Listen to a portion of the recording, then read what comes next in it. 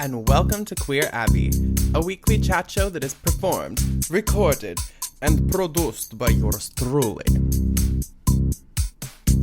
Yes, welcome to the 35th episode of Queer Abbey. Ever since a couple of weeks ago, the TikTok sound that's like, "You must bounce on it, a crazy style," like Nosferatu, it's just like really stuck in my head. It's got me doing that accent all the time. At school, or no, at work mostly, I cannot stop doing that phrase. Crazy style. So satisfying. Speaking of TikTok, what's going on around here with this TikTok ban?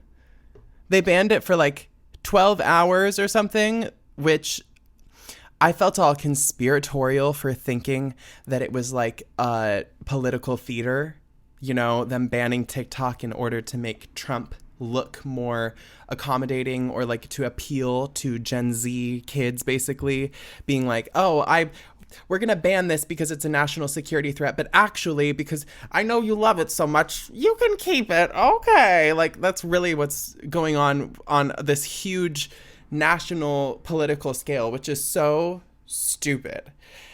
And it works too. I mean, the influence clearly is enough to win an election. I mean, or the money is enough. Elon Musk in cahoots with Donald Trump, creating this weird, like, supervillain type cabinet. I'm like, I don't even understand what's going on, to be honest. It's deeply disappointing. It's also deeply unsurprising. It's absolutely just like America standard behavior to elect a bunch of oligarchs. So, yeah, that's frightening. I was mostly annoyed about TikTok being banned because I do like to waste a lot of my time just like fucking around on TikTok, but like same thing. I waste a lot of my time fucking around on TikTok. So like it wouldn't have been the worst thing in the world if it got banned because it would have forced me into like this productivity, because I definitely spent like a chunk of time this evening before recording my podcast just like scrolling around on TikTok. But I also get a lot of interesting information and make a lot of interesting connections through this medium. And sometimes I learn important stuff. You know, I would take it with a grain of salt, anything that you learn from strangers on the internet, including me. Like, don't just blindly believe what people say, but it's informed me about current events in certain ways too. Like, I would have not known so much about the Palestine conflict because there's so much censorship that occurs unless people, like young people on TikTok, were talking about it so much. And that's honestly one of the things that kept me and is keeping me in the loop with that conflict. This is another good segue, actually. I went to a show on Friday that was really cool. It was by Ziana, who is an artist that was featured just a couple of weeks ago on the Queer Abbey. And they were joined by the Earl Gracious Band, another band that's been featured on Queer Abbey before, and another artist I was unfamiliar with. And they were all on the bill for this benefit show that was benefiting the Palestine Children's like Relief Fund, and they raised like $2,000, which is very admirable and cool. So applause to them for that. The show was really cool. Everybody kind of gathered and at one point even like sat down crisscross applesauce on the floor. It was very like hippy dippy. And that was when Ziana was playing. And yeah, it was just a super cool show. So it goes to show that music can be productive. It can be to a cause, and that we can use platforms like TikTok or the shows that we play at bars around Portland as a way to express real ideas and real feelings that we have, you know? That's the important thing about TikTok, is that it really connects people over stupid ideas and important ideas alike. But regardless, it's our right to connect in that way and to speak about things like what's going on around the world and what we think of political leaders and stuff like that. It is supposed to be an inalienable right, but for some reason it's not, which is pretty crazy. So, yeah. I've been doing my Duolingo still. I think I'm on like 200 something days, 230 days or something like that. And I am not like that good at Spanish or anything. I feel like it probably takes years, and you probably cannot do it just solely from an app either. I probably have to go like immerse myself in a Spanish speaking environment. But it's so fun to learn stuff. Like, if you want to say you have to do something in Spanish, it's kind of, I don't know why, I just like think this is cool. You say sort of a similar like grammatical structure to English. Like if you're saying that like you have to do something, you would say tienes que, which is like the K is directly translates to like what, I guess, but it's used to modify a lot of other words, and it kind of, I understand it as like it's hard to define as an English speaker, to be honest, but que means like what, it means like something. It's sort of a placeholder type article word. And then tener is the like to version of to have.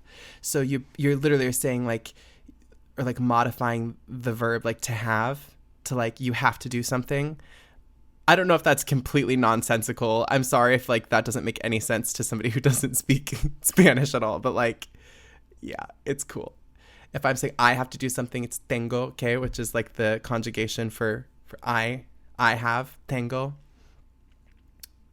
So I have to leave, tengo que salir. I have to leave. So yeah, it's kind of cool to be able to understand small little turns of phrase and stuff like that. My friend Gabby, who's gorgeous and stunning and is a fluent Spanish speaker, and she's just completely bilingual, which is fierce. She taught me dale, which means like give it, and people say in like the way I just said it, like dale, like come on, give it, let's go, like come on, which is a fun word to use, dale. So watch out, I'm gonna be speaking Spanish. I'm coming for you in Spanish and Espanol. I've been having a pretty good time at school. I'm 3 weeks into this term right now, and it's been pretty lovely because I'm in the upper division, I guess, of my program. The upper division of my program. And so you have to like work together a lot with people, which rainbows, cupcakes, sparkles, fun stuff. I just feel like I'm being so like, you have to work together with other people, but it's so fun. I enjoy it. No, that's not corny. It's okay to like want to work with other people, and I'm enjoying it. So I'm in a kind of little team in every one of my classes. Oh no, I just bumped my microphone. Sorry if that was loud for you. It might be able to sound weird to you. What was I saying? Oh, teamwork. So yeah, in all of my classes pretty much I'm in like a team, and we're like doing some sort of team project, which can be the worst. Right. I mean, anybody knows as soon as you bring up like team, like group work in college, it's like you raise an eyebrow. But I can only raise this eyebrow. Like I can do that one. Oh, maybe I'm lying.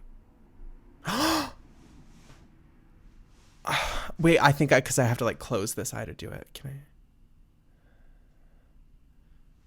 Yeah, I can actually do both of them. Yeah, usually group projects, they suck, but this one's going to be awesome. These ones are. Yeah. So I'll go through all of them for you because I don't know, that's what I'm doing now. Telling you about my life. One of them, we're doing the Night of the Living Dead. I've talked about that before on this podcast. We're taking the sound away from the Night of the Living Dead and then like doing all of the Foley and sound design and scoring the music and everything, which is going to be super cool. And we're each doing an individual piece of the movie in like collaboration, and then we're going to put it all together, which that's interesting. In another one of my classes, we're all working together to put on this concert later in the term. This is my class called Laptop Ensemble. And we are going to we have free reign, but we're going to create this performance based on the idea that we can program sounds. I guess that's the most basic way to say it. But we're going to use patches in a program called Max OSC. And yeah, so that's cool too. In another one of my classes, we are working together to make a film noir with the film students. And then I'm going to make, along with one other SAMP student, we're going to make the score for this film noir together. And then a few of the other SAMP students are going to mix it and like work doing the recording of the like dialogue and stuff like that. So a lot of collaboration on that project. And I even have, I don't know, there's even smaller assignments as well, but those are some like longer term ones.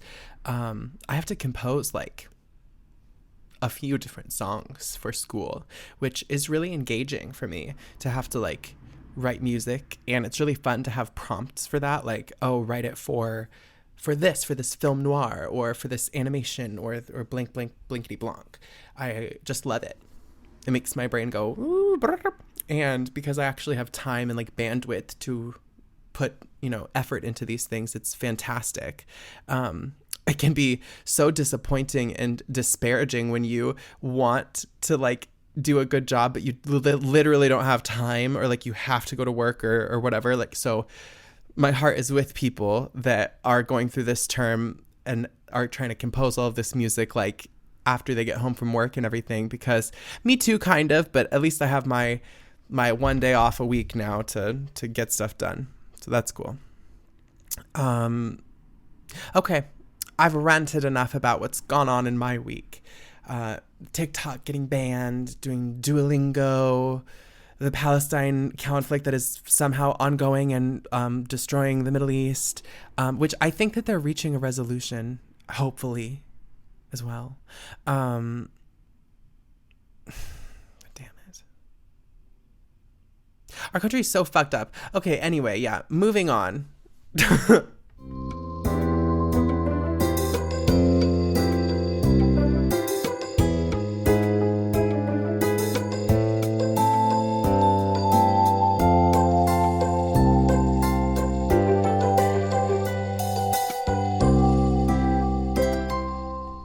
Alrighty, welcome back to the advice segment of Queer Abbey. Let's get right into this with a product placement. Not really, I'm not really getting paid for anything, but I just feel compelled to do like show and tell. I don't know why. This is a tub of bag balm that oh, go ahead, sweetie. I think this is older than me, and I use this to moisturize my lips. It's for cow udders. Yeah, that's all. I remember it used to be in my mom's nightstand when I was like little, like 4. And one time I took an entire like glob of it and just like rubbed it like all over like pillows and like my face and stuff, like because I was just so little. And that was really annoying of me. Sorry, Mom. Bag balm. I still have the same tub of bag balm, and it's mostly lanolin, which is this, good moisturizing element that's in most moisturizers. And yeah, it's what you put on a cow's chapped udder. When their udders get chapped, you put that on your heads and you... I should charge. I shouldn't do that for free. Yeah, anyway, bag balm. Keeps your lips very moist. Okay, now let's get into the advice prompts. The first caller asked, Queer Abbey, I've been with my boyfriend for 1 year, and I noticed that I tend to mother him, even when I'm not trying to. This is mainly because he's a bit slower than I am, and there are certain things he never learned how to do, which is fine, we can't know everything. But I feel like at his age, I shouldn't have to be teaching him that many things. He teaches me stuff too, but compared to what I've taught him, It's a landslide. How can I be less motherly while still looking out for my boyfriend? Girl. It sounds like, I don't know, what is motherly to you, right? Like, because I guess you could say that you're motherly, but also, what is that? He's a bit slower than I am, and there are certain things that he never learned how to do. Like, that just feels condescending to say a little bit. I'm not trying to read you, diva, that submitted into our Queer Abbey inbox. I appreciate you for submitting a prompt. However, I would encourage you to reflect a little bit. I keep hitting this damn mic, sorry. I need to reflect on my actions as well, diva. We need to be reflective. I don't know. Maybe your boyfriend could be incompetent. That's, actually more than likely. So maybe you don't want to be with him. I mean, that's perfectly fine. Maybe that's one solution here. You don't want to be with somebody that you find is slow or like just, yeah, what I said, incompetent. Or maybe you need to adjust your understanding of what it means to be caring to somebody, because correcting somebody because you think they're wrong, like sometimes it is out of love, but I think seeing somebody that way in like a really fixed light is usually not very healthy, right? Like if you see somebody as this dependent child, basically, you're probably not going to want to like have sex with them because you're just like, I don't think that you're like a competent like adult that's like in a functional relationship with me. It's more like I'm taking care of you.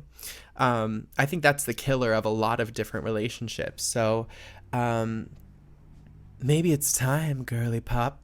I don't mean to tell you what to do, but if you find your boyfriend is incompetent, maybe you should leave him. There you go. I'm just gonna leave it at that. It wasn't a very nice answer, but that's kind of how I feel, to be honest. Like the tone of your question. Maybe I don't know, because you don't need to be different. Like if you like know how to do stuff and he doesn't, that's fine. But just like do better for yourself. Is that mean? I don't know. I feel like I'm being mean somehow. Also, I have something in my eye. Maybe that's like karma for being a cunt. No. Do I have to like pause this to get this out of my eye right now? I'm determined. I don't want to stop. And just started. Okay. You're watching me fight battles right now. I'm one of God's strongest warriors. Okay. Let's move on to the next advice prompt. I'll be nicer so that I don't get more stuff in my eye. Jesus Christ. Okay.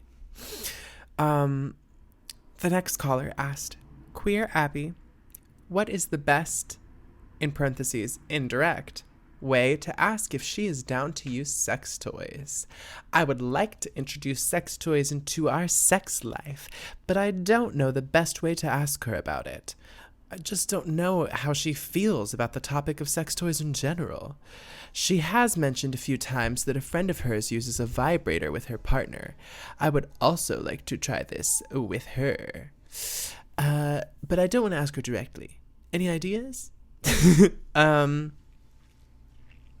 it seems like you don't really want to ask her at all from the way that you're talking about it. What is the best indirect way to ask her? But I don't want to ask her directly.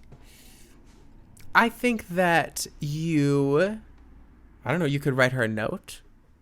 You could send her a carrier pigeon. That could be a very fun way to approach this. No, in all seriousness, I think that you can just ask her. It can't be that hard. I mean, if you're in a relationship with somebody, I don't know for how long you have been together, but if you are like intimate together and you like, I don't know, have sex a lot, like it should probably be and feel normal for you to bring up the fact that you want to do something sexual. And sex toys are nothing to be shameful about. I don't know, like, are you wanting to get, like, pegged? Because that's fine, too, but there's something that doesn't feel forthright about the way that you're asking this question, which I'm not going to read too much into that, but the way that you can do it is by being direct. I know that you asked me for an indirect way, but you can't just, like, go on, like, I don't know. Like, what are you going to do? Send her a text message from an anonymous phone number, like get a burner phone and be like, would you use sex toys with your boyfriend? Yes or no? Please answer. Like, how are you going to indirectly ask this question? It's an intimate question with your partner that you're intimate with. So you need to ask it in a way that's appropriate to that. That's kind of the only solution here. Darling. Maybe you can also start in an approachable way with that. Like, you don't need to go so crazy and like just like immediately go into this like huge tentacle like dildo zone or like something like that. Like maybe you can go with like a little cute vibrator or something. You said that she brought up using a vibrator with a friend. So like, isn't that basically the same thing, you know? Yeah. So stop being a pussy. Bring it up. There you go. That's going to pretty much bring us to the end of this advice segment. I had to adjust the clips in my little podcast, the music clips, because they were playing while I was talking. So I hope I didn't seem too distracted while I was doing that. Sorry. I'm still getting the hang of this video format. But I look pretty though. The light looks good. Okay, amazing. Let's move on to the music spotlight, which I'm very excited to share with you.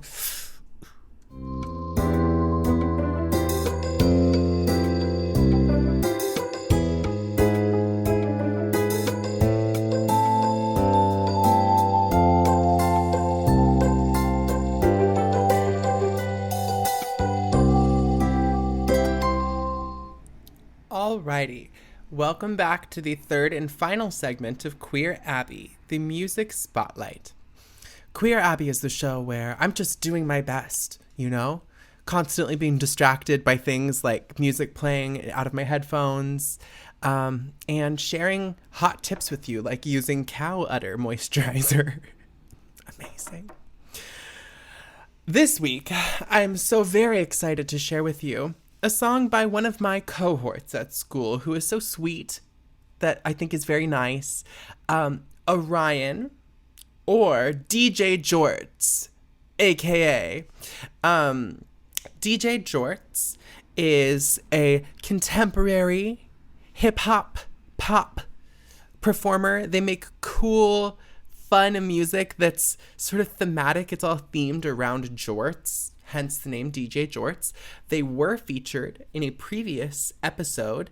Their song Snip, Snip, Snip was on, a pretty early episode of Queer Abbey. They have a music video that was released back in, I believe, November of 2024. It was a collaboration with a videographer, as well as one of their siblings, Davina Boughton, who provided, I think, some vocals on this track. But this song is called Jaded. It's got this really signature sound. DJJorts is a producer. They're in school with me studying SAMP, or Sonic Arts and Music Production. And they're really good at it, honestly. I think they do like audio stuff for the school. And their prowess will show in the really amazing production of this song. Everything that they record has this really airy, like fantastic quality to it. Their voice sounds really good. Everything's layered really fantastically.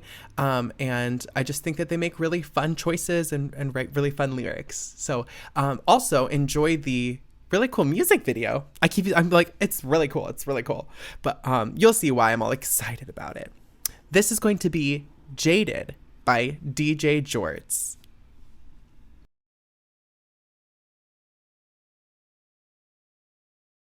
Would you say that I was jaded when I said you couldn't make it?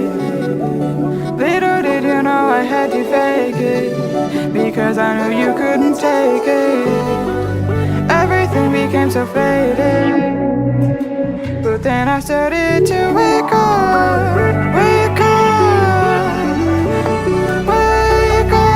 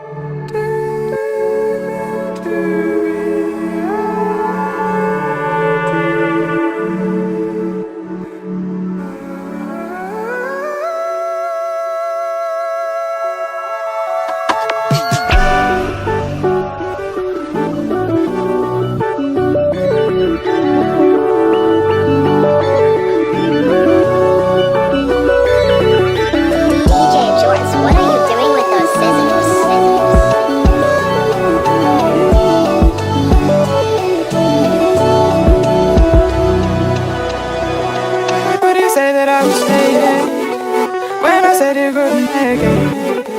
Little did you know I had to fake it, because I knew you couldn't take it. Everything became so faded, but then I started to wake up, wake